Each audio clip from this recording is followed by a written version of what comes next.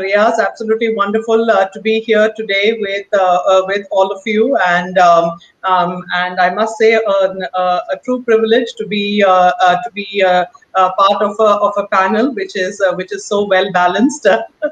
We have three women speakers here, which is a rare privilege, unfortunately, but absolutely lovely to have on this topic. And as Riaz set up, did the setup for this panel. Let's dive right into it. So what we're going to try to look at today is to try to look at reimagine to explore what we believe will AI powered enterprise in 2030 will look like. This panel, we have a wide variety of experiences of verticals, retail, banking, consulting, automotive, manufacturing, so we really should be set up here for a very rounded and fun discussion.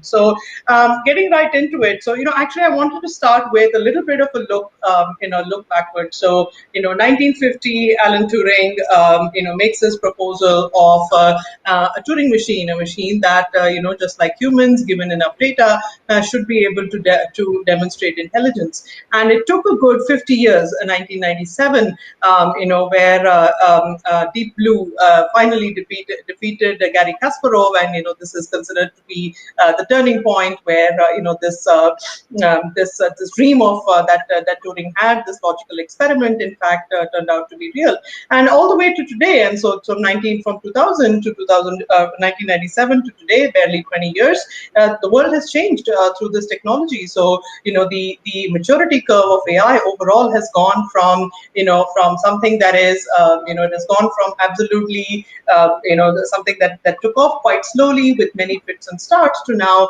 it's we're off to the races here, and we have driverless cars, we have brain computer interface, which is technology where you can actually control physical devices, external devices using your brain. There's translation in multiple languages in real time, completely AI completely taken by storm. The healthcare radiology, where by computer vision algorithms seem to be doing better and better at detecting diseases than human radiologists. So it's the time frame of this transformation from the first 50 years to the last 20 years has just been enormous. So I'd like to start off actually with a question to the to all the panelists, really. So given this absolutely blistering pace of where from a vision and possibility perspective AI has brought us, where do you think we will be in 10 years from now? Let's start with Anshu. Sure. Thank you, Ambica, and absolutely echo the sentiment that very, very privileged to be in this August company this afternoon. Yeah, you rightly said, right? I think the last 50 years versus the last 10 years have been a sort of a leapfrog, and I must say that a bigger leapfrog has been the last year, the year 2020 itself, for the global pandemic reasons. It has actually, even if people, even if there were some shadow of doubt that this is a futuristic technology or this technology, requires some more advocacy, that has completely gone out, especially in the last year. And I feel strongly that, where we are is at the cusp of taking a leap into what holds for the future. And the future, I think I'm not sure if Deep overheard by some means of technology, the thoughts that we had, but absolutely this. I think personalization and catering to, irrespective of whichever industry you are in, actually providing you services and ability to service you in a very, very personalized and direct manner would be the next wave of in the next 5 to 7 years that we would see, irrespective of the technology or the domain that you are in. So if you're in banking, insurance, retail, the service industry, entertainment industry, some of this we've already started to see, but it'll start influencing some of our choices as well, and perhaps influence how we choose, select, and continue to be served. So yes, absolutely, at a very, very, the cusp of the next wave, if you will. Absolutely agree, Anshu, and I think you pointed out in an extremely interesting aspect, which is how it's going to change us if we actually look back at the way that we interacted as humans, interacted with each other, and interacted with the world. 2020 was a sea change, and there was already a change that was brought about by AI-powered social media networks. So one could say that there is a downside to that, as has been hypothesized by many, where there's a bubble that we exist in our social media networks. But the other side of it is exactly what you said, which is this hyper we essentially our needs as humans in every sphere. We have services now absolutely directed towards those, and that's going to dramatically change the way that we interact with each other as a society, as humans. Absolutely. So moving on, Vidya, I would love to hear your thoughts. Yeah, thanks, Ambica. I think Anshu really articulated it really well. Personalization is definitely going to be there, and that's going to just get hyper personalization, as Deep was talking in his keynote also. But I think AI will enable all sorts of professions to do their work more efficiently, especially those involving saving lives. Also, individual medicines is going to be really big. Even warfare, where attacks will focus more on disabling the infrastructure rather than killing people.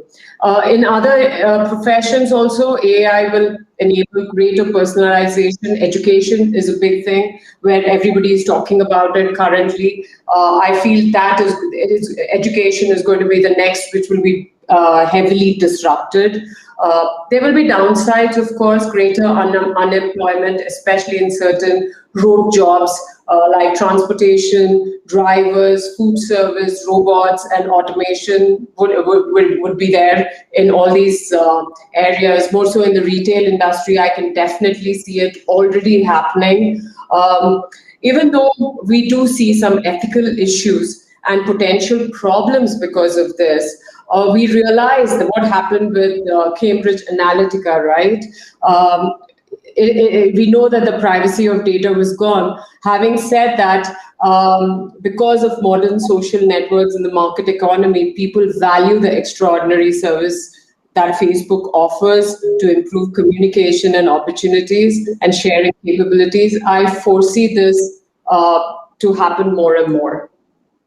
Beautifully said, Vidya. I think we are at a cusp where it almost feels as a society we are at a tipping point of deciding how much does privacy and the dangers of the inherent in sacrificing privacy, how much does that weigh, and how does that what is the balance against all the other good that AI as a technology that is that's going to bring to us, that data as a mechanism to understand humans needs, and respond in a more optimized way, as you pointed out, with medicines, warfare, employment, education. And so I think as we are grappling with this problem as a society, and I think the next 10 years, I think beautifully said, that next 10 years this is going to kind of resolve itself, come to a conclusion, and we're going to sort of move forward in a definite direction as a society. What that's going to be interesting. We're going to live it out. So, well, but let's hear your thoughts, Mahesh. Yeah, hi Ambica, hello everyone. Great to be here. I echo my fellow panelists here that hyper-personalization is going to be the in thing, right, over the next 10 years. And I think it'll manifest itself in a couple of ways, right? So one, of course, as every company, we all would personalize our experiences for our consumers, but also as individuals, right? So I think we will have tools for personalizing our experiences and the way we interact with everybody else. I think that's what Deep alluded to as digital avatar. I think that as a category will come about, as I think will come about a different category of privacy enhancement for us as individuals. So today, privacy, if you look at privacy or data protection, is largely legislation driven. I think that will become more libertarian, and a category of privacy enhancement aided by AI will come to the fore. Clearly, AI will have impacts across several industries. If we take manufacturing as an example, this ethos of hyper-personalization will create a shift, in my opinion, to more and more make to order. So therefore, a class of AI about preference prediction and efficient manufacturing is a new theme that will emerge as well, right? If you take my own industry as a fourth example on transportation and mobility, clearly driverless and autonomous driving will have a profound impact in how we interact, but also has a lot of implications in how we collectively interact. For example, significant shift towards usership than ownership of assets such as vehicles. How personal mobility and and public mobility become seamless, again aided through AI. These are again profound changes that I think we will see over the next 10 years. I think the last one, and one that's close to my heart, I think this will also, AI will help us move beyond Earth to understand our own neighborhood a lot better. And as carbon consciousness comes in, AI will help us better leverage our resources beyond Earth. I think that we'll see a significant shift in that direction as well over the next 10 years, I think. Wonderful, wonderful thoughts, Mahesh. I think what you started with, I think, is something that's, I would say, doesn't get enough press, which is, there are, enormous strides being made in the area of securing data in compute, not just in rest, not just in motion, but in compute, privacy-preserving machine learning, and federated computing, and such areas, which I completely agree with you. Is opens up a completely different level of way in which we will be able to actually secure our personas online. If you want to look at it that way. And yeah, I mean, let's the space thought. It's really to get beyond, to have an understanding that is beyond what is possible today, even in terms of how we interact with with the Earth and with the universe. That is something that we're looking forward to. So, Manas, your thoughts? I think it's always good to be, last and gather the thoughts from so many other, impressive people, and wishing all the viewers and the speakers a very happy International Women's Day. Absolutely fantastic company to be in today. And, we have talked about personalization. We have talked about how different industries will start using AI in a much, much more, pervasive manner. I think, Mahesh touched upon a very interesting point, which is the exploration of possibilities, and not just limited to space. I think AI will start accelerating the scientific discoveries in all possible aspects of human life, be it in terms of human body or biology or sciences or chemistry or maths. Every single aspect will be touched upon. And AI will become that technology or that particular paradigm that could start making newer discoveries possible much faster. And hence, Mahesh, in our own lifetimes, we could be neighbors in Mars or some other planet. Right? In terms of adoption, I think what is really already revolutionizing the adoption is the lower cost of compute. We saw GPUs coming for a very different reason, but getting very extensively used for AI.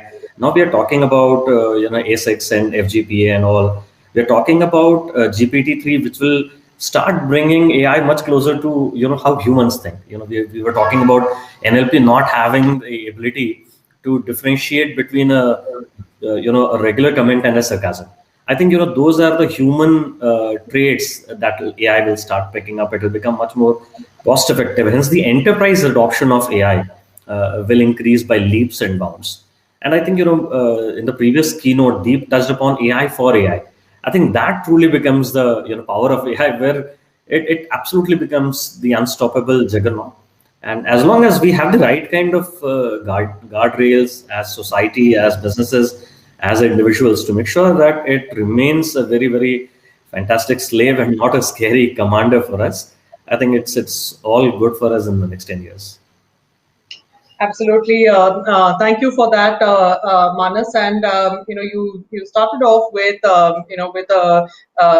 about how business models specifically have been with hyper-personalization and so on have completely changed the way that enterprises are looking at their own business today. And I'd like to delve a little bit deeper into that. So if you look at the composition of the Fortune 500 and how that has evolved, let's say over the last 10-15 years, that we know that this technology has completely moved at a blistering pace, and it's really interesting. There's been a complete predominance of very very vast technology companies, or even companies like Tesla, which are technology driven, though are truly technology companies, even though they are operating in a different space. And in fact, the ability of these companies to be able to capture and grow a market cap has been something that a lot of traditional industries have in fact had a hard time keeping up with. And so, and if you look at, of course, it all looks like completely different business models, a completely different way to interact, to sell books, a completely different way to to build cars, a completely different way to do for the taxi business, the personal mobility business. But again, at the heart of a lot of these lies AI. And it would be a fair statement to say that in fact AI has made a lot of these disruptive business models possible. So I'd actually like to start back with you again, Manas. What are your thoughts on this? How do you see do you see this trend of of AI driving a massive business model change in existing industries continuing in the last decade, in the next decade, 2030? So very interesting question, Ambika, and I may be touching upon a very sensitive topic of privacy, but I think AI with cheap compute and pervasiveness and connectivity with 5G and all will start enabling businesses to start understanding the human requirement, the consumer requirement, the consumer preferences and behavior towards the stimulus much better and much faster.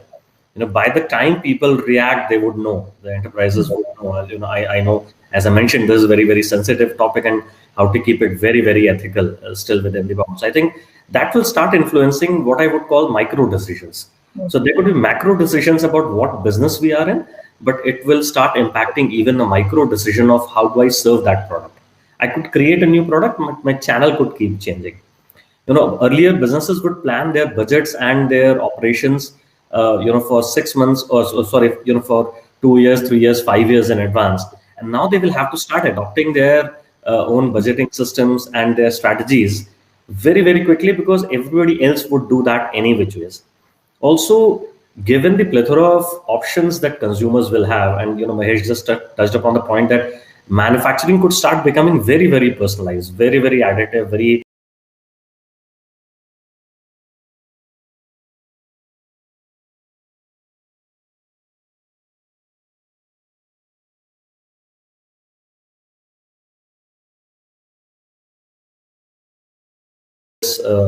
change in the way businesses function. Very, very interesting. So not just customer obsessed, but it's almost to a micro decision of every customer obsessed. A real step down into even the granularity at which we need to, businesses will begin to optimize their relationship with their customer. Absolutely, So and given how just the concept of being customer obsessed as opposed to process obsessed has brought us to in 2020, that's going to be something to really watch out for. Anshu, would love to hear your thoughts on how do you see business models evolving and how business is being disrupted by them. Sure. And I'll talk from the context of the banking and financial services, right? In addition to everything that Manas said, I'm not going to repeat that, but I think in addition to all of that he said, there is also going to be the bit of interoperability. We all are now, especially in India, we are power users of the Google Pays and the Paytms, and at the back of it, it doesn't really care which bank do you really bank with. So I think, going forward, we're going to start seeing more and more of that, where it's no longer just about you being loyal to a certain bank or a certain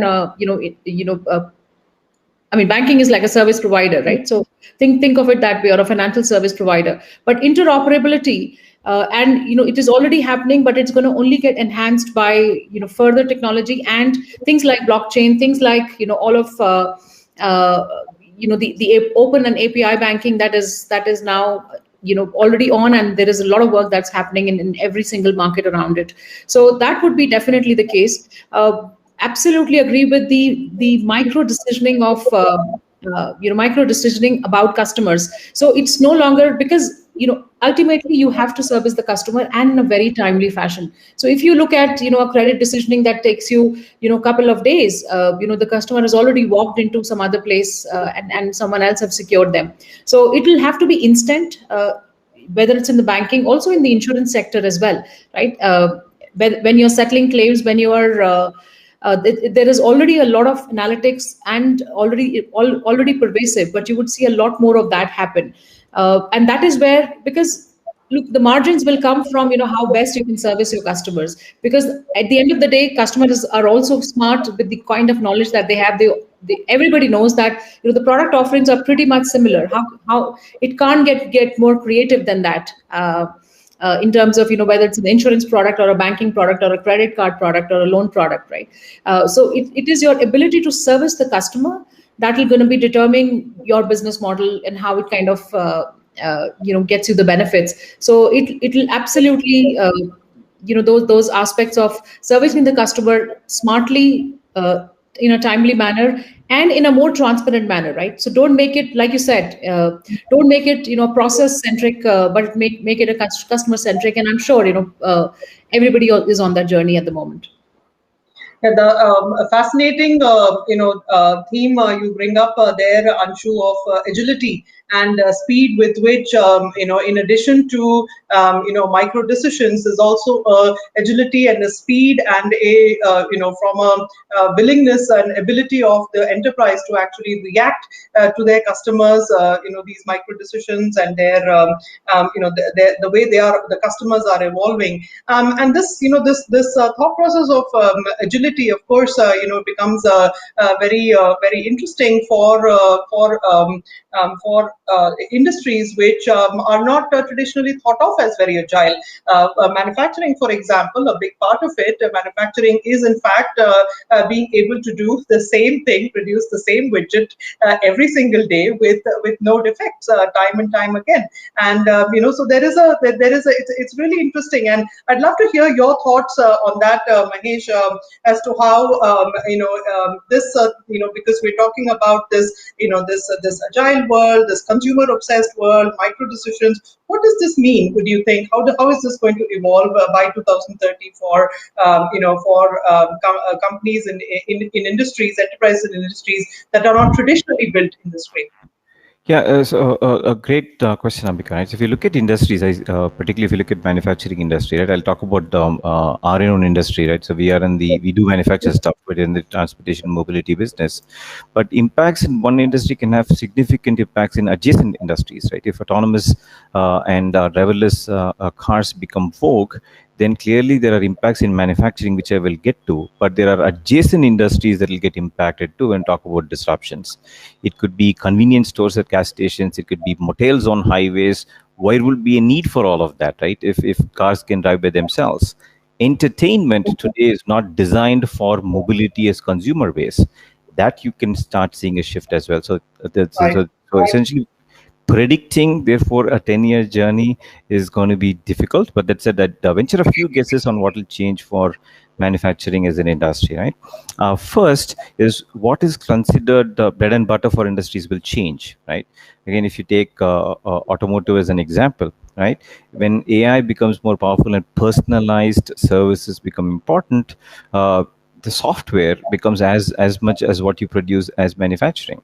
So therefore, companies will grapple with what is core competence versus what is not core competence. So therefore, the conversations in the CXO level will change, as will, I think, the makeup of the CXO team, right? Not everybody needs to be a CTO. However, a chief marketing officer needs to understand how to commercialize the AI capability of an organization. A legal expert should be able to understand the ramifications and implications of having IP around AI. So you will see such changes happening across several industries. Lastly, I think there is one other aspect that happens in manufacturing today, which I think will have a more profound shift, which is the concept of digital twin. So today, if you're in a manufacturing firm, we're talking about digital twin, which essentially is a replica of your manufacturing environment, a more deterministic environment in a digital form.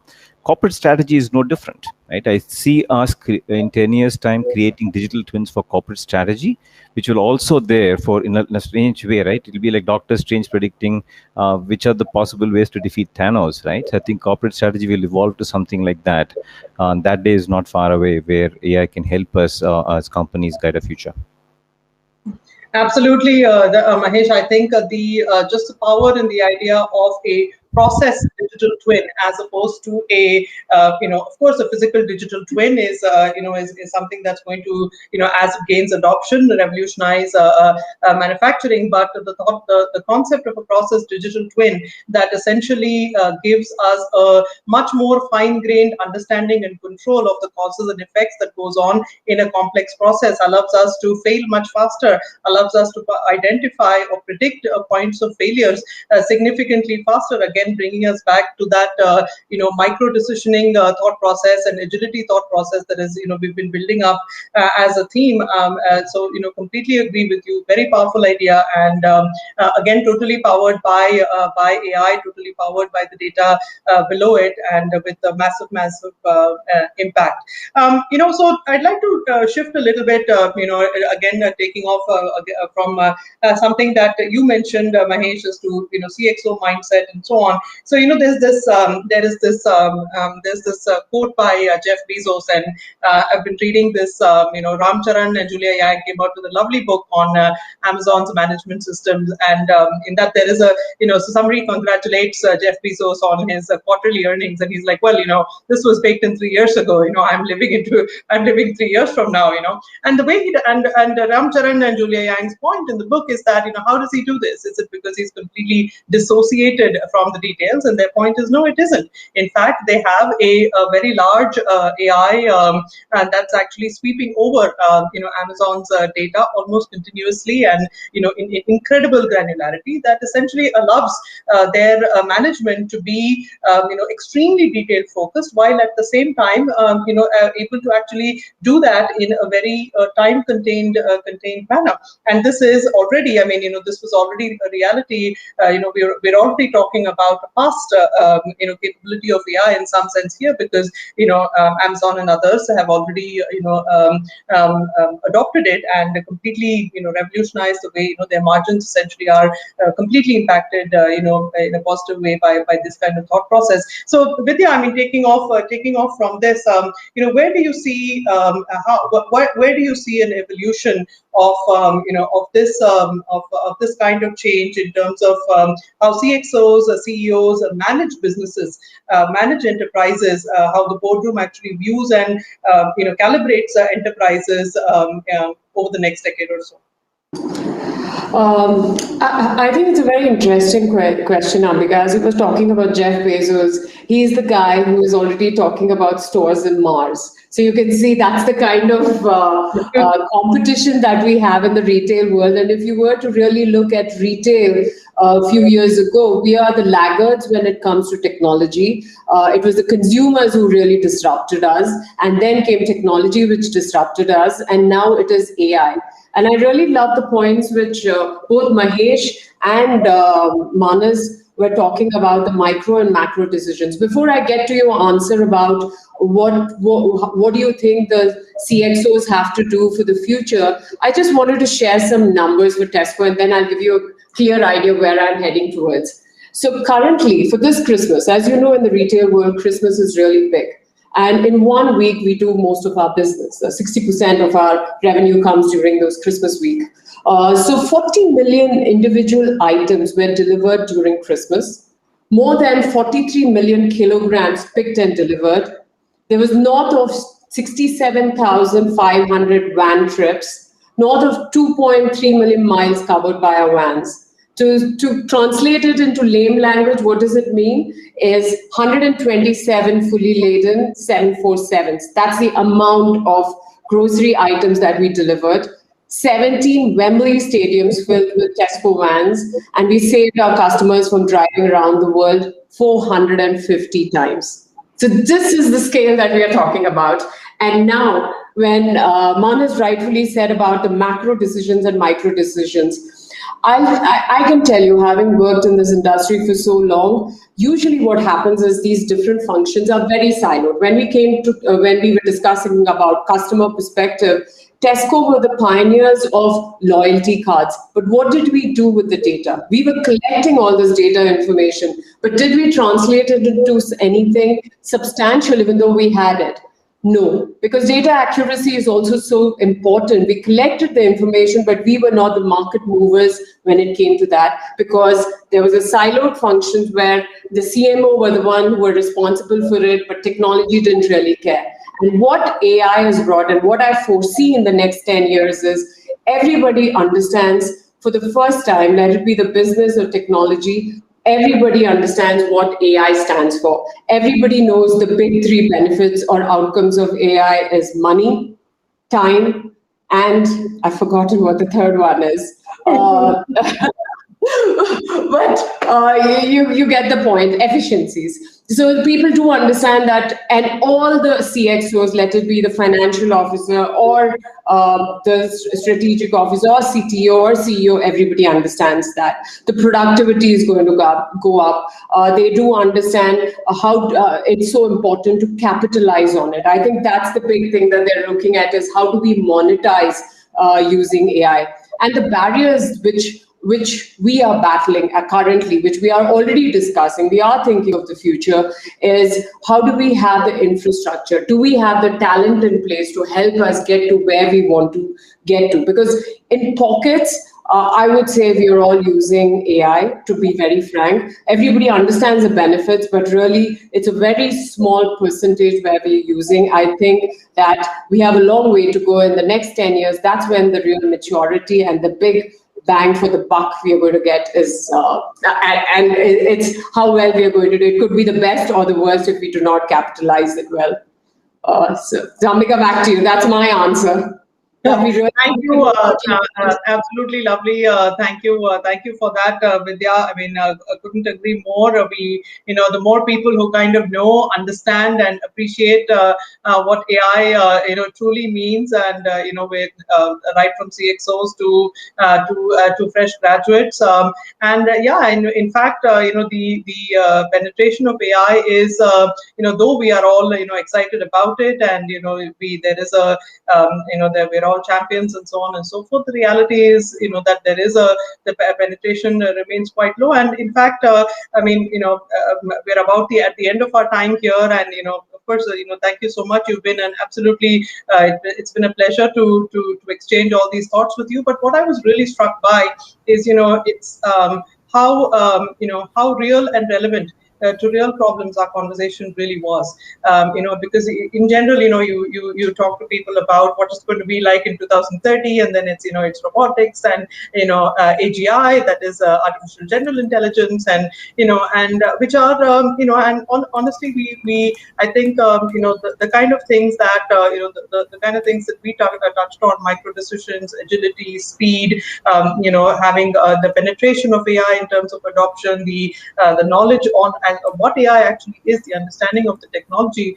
I completely agree with the panel that this is in fact where the true benefits are going to accrue in the next decade or so. So, well, thank you so much, and back to Riaz. Thank you.